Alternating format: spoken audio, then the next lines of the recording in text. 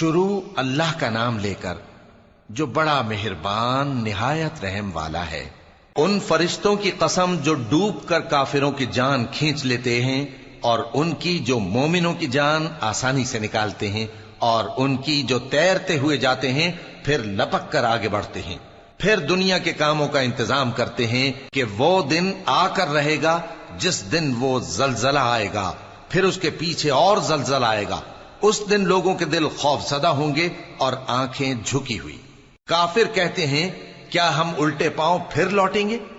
भला जब हम खोखली हड्डियां हो जाएंगे तो फिर जिंदा किए जाएंगे।